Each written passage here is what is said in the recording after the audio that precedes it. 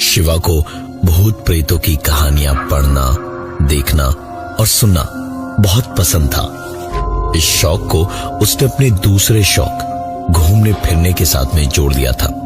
जिस किसी भी गांव शहर के बारे में कुछ भी सुनता तो बस वहीं घूमने निकल पड़ता। इस बार पुणे की बारी थी। किसी से सुना था कि वहां किसी बॉयज हॉस्टल के पास एक पुराना मकान है जो चारों तरफ से जंगलों से घिरा है और वहां एक बोर्ड भी लगा है जिस पर लिखा है beware of dogs and ghosts. Reservation करवा के शिवा तुरंत निकल पड़ा पुणे के लिए और उसका एडवेंचर और एक्साइटमेंट तब दुगना हो गया जब लेट होकर उसकी ट्रेन पुणे स्टेशन पे शाम 8 बजे की जगह रात तकरीबन 1 बजे पहुंची।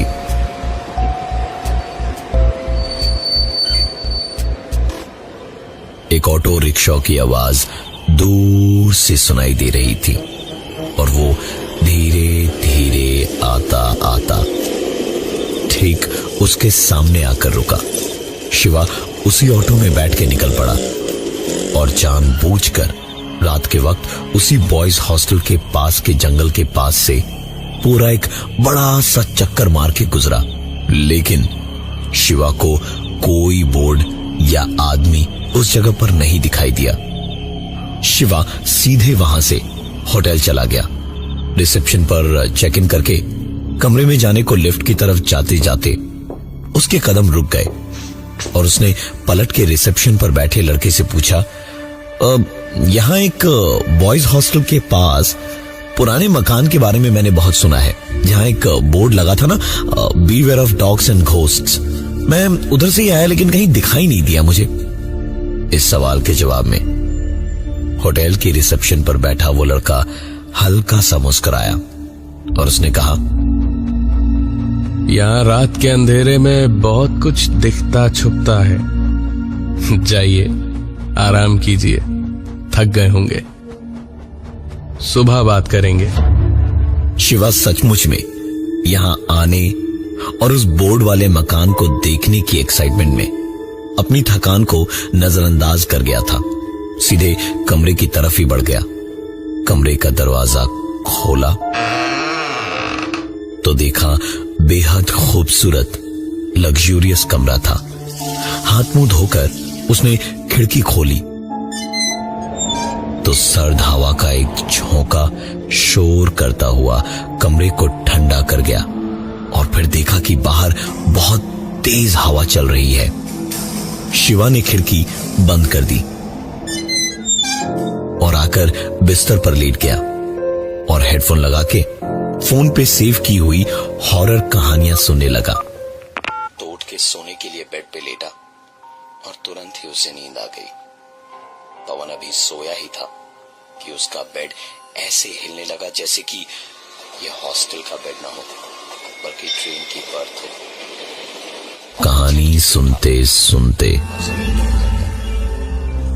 शिवा को अचानक एहसास हुआ कि जैसे कहानी में जो पलंग के हिलने की आवाज उसके हेडफोन में हो रही थी, बिल्कुल वैसी ही आवाज इस वक्त उसका पलंग भी कर रहा था।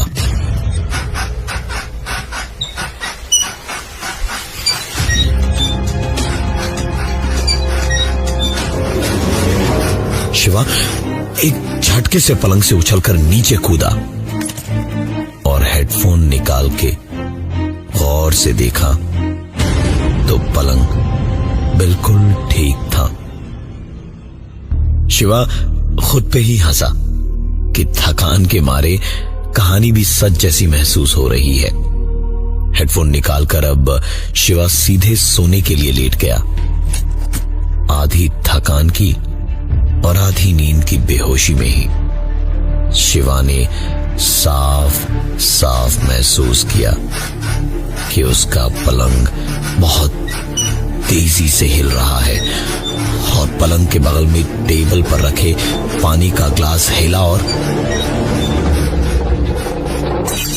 गिर के टूट गया और इस आवाज से शिवा की नींद पूरी तरह टूट गई।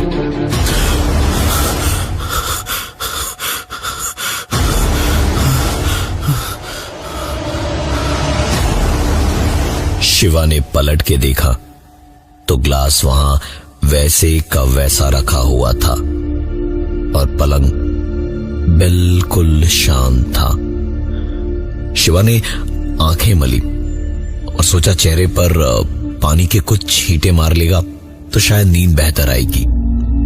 बाथरूम में जाके उसने मुंह धोया और तौलिए से मुंह पोंछता हुआ बाथरूम के बाहर उसने पहला कदम रखा ही था।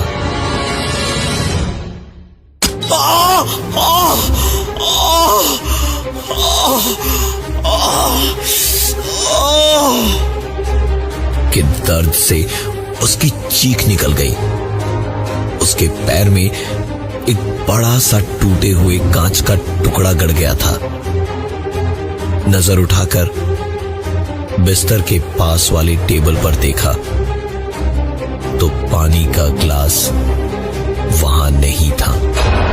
नीचे फर्श पर फैले पानी में पैर से टपकते खून की बूंदों से फर्श पर फैला पानी धीरे धीरे लाल हो रहा था। शिवा हमेशा एक फर्स्ट एड बॉक्स अपने साथ रखता था। शिवा ने पैर में चुभा कांच निकाला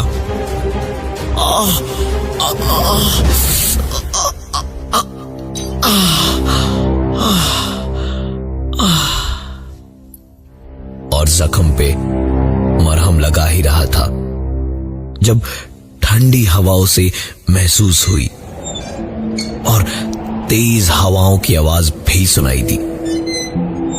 लंगड़ाता हुआ शिवा आगे बढ़ा और खिड़की बंद करने को हुआ तो खिड़की से नीचे उसने देखा एक आदमी हाथ में एक बोर्ड लिए उस तेज हवा में खड़ा मुस्कुराता हुआ खिड़की से शिवा की तरफ देख रहा था और हवा में हिलते और खड़खड़ाते उस बोर्ड पर लिखा था beware of dogs and ghosts.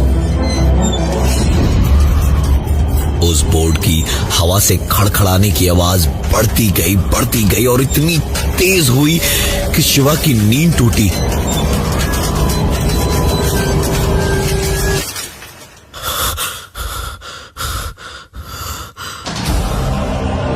तो उसने देखा कि वो इस वक्त भी ट्रेन में ही है और अब उसकी ट्रेन पुणे स्टेशन पहुंची है।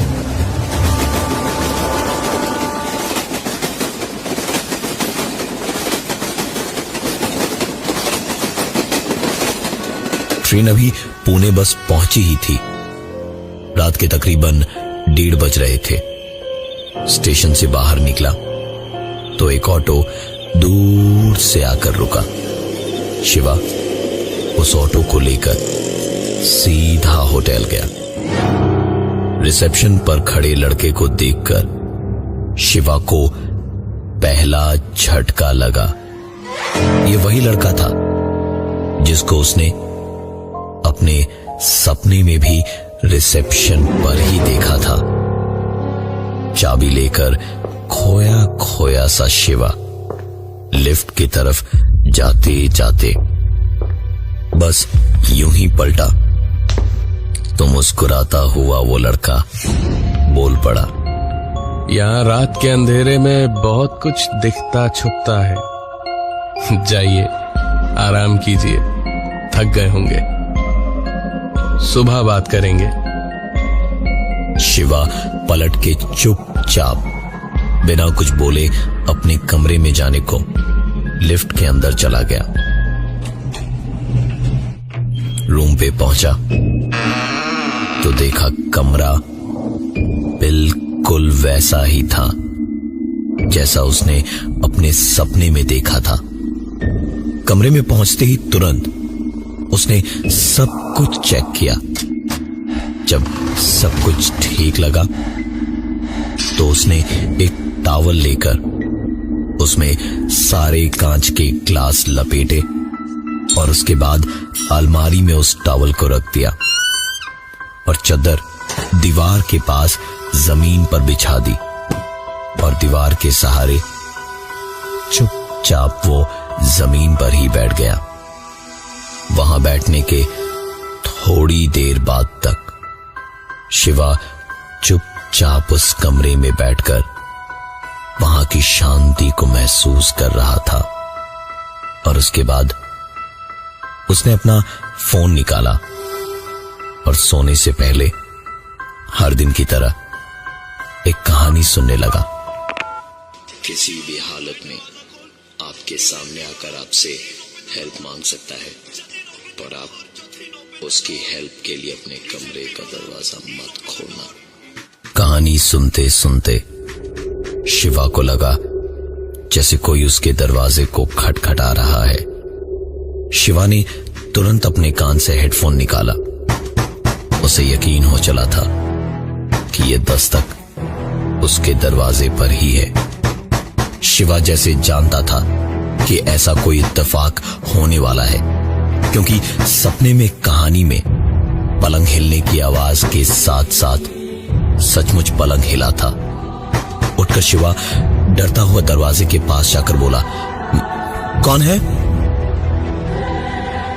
उधर से आवाज आई, रूम सर्विस सर। शिवा की अटकी हुई सांस छूटी और उसने दरवाजा खोला तो सामने एक रूम सर्विस का लड़का हाथ में रूम के लिए पानी की बॉटल्स, टूथब्रश, पेस्ट और साबुन लिए खड़ा था।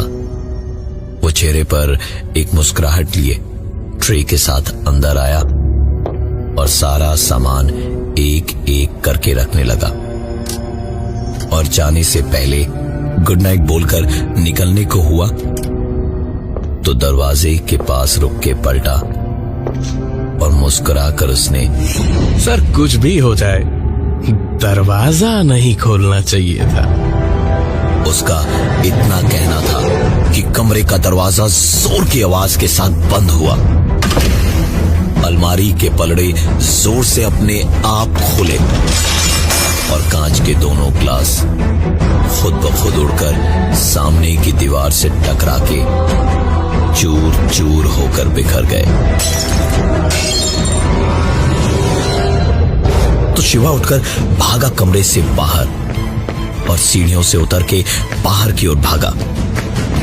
रिसेप्शन वाला लड़का अपनी जगह पे ही मुस्कुराता हुआ बैठा बैठा ही बोला, यहाँ रात के अंधेरे में बहुत कुछ दिखता छुपता है। शिवा पूरी जान लगा के और तेजी से वहां से भागा। भाग के 20 कदम होटल से आगे गया होगा कि अचानक 3-4 कुत्ते उसके पीछे भौंकते हुए दौड़ने लगे।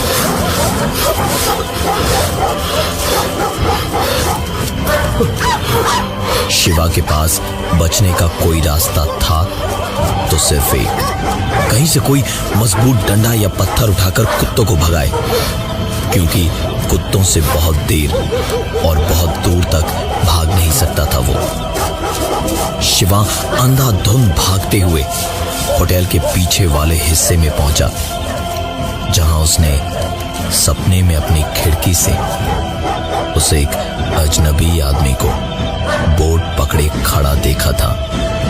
वहां पहुंचकर शिवा सांस लेने को रुका तो पीछे से अचानक कुत्तों के भौंकने की आवाज भी बंद हो गई।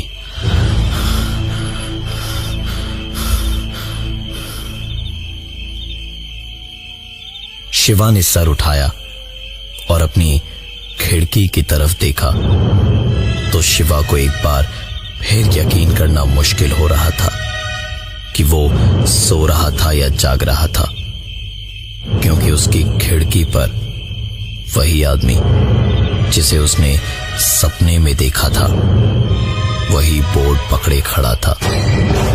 शिवा की आंखों के सामने धीरे धीरे अंधेरा छाने लगा और उसके बाद सुबह जब उसकी आंख खुली तो देखा कि वो बोर्ड जिसको वो ढूंढते हुए यहां आया था वो वहीं उसके बगल में लगा हुआ था। एक आलीशान होटल की जगह एक टूटा फूटा बंगलो था और शिवा का सारा सामान वहीं पास में जमीन पर पड़ा था। उसने अपने बैग को कंधे पर उठाया और देखा सामने से शायद वहां उस प्रॉपर्टी का चौकीदार आ रहा था और उसने खुद ही शिवा से कहा, कौन है आप? यहां अंदर कैसे आ गए? शिवा ने उसे बताया कि वो बोर्ड के बारे में सुनकर यहां आया था। देर रात एक होटल में उसने चेक इन किया था, पर वो जागा तो यहां इस बंगलो के पास था। तो उस चौकीदार ने बताया कि ये बंगलो एक जमाने में बहुत बड़े घर की प्रॉपर्टी थी। उस घर में सब कुछ ठीक था, लेकिन उनकी फैमिली में एक चाचा जी थे जो आर्मी से रिटायर्ड थे।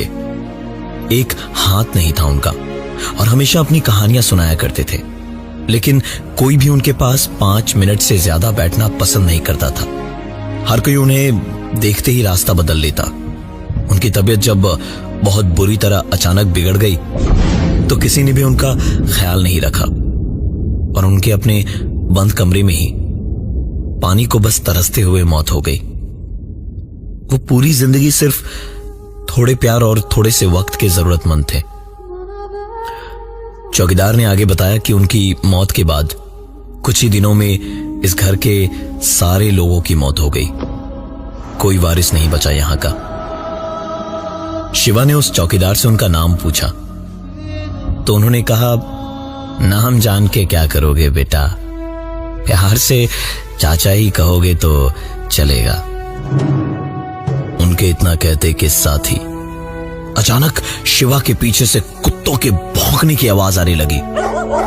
शिवा पलटा तो देखा एक भी कुत्ता वहां नहीं था और वापस जब चाचा की तरफ पलटा तो चाचा भी वहां नहीं थे।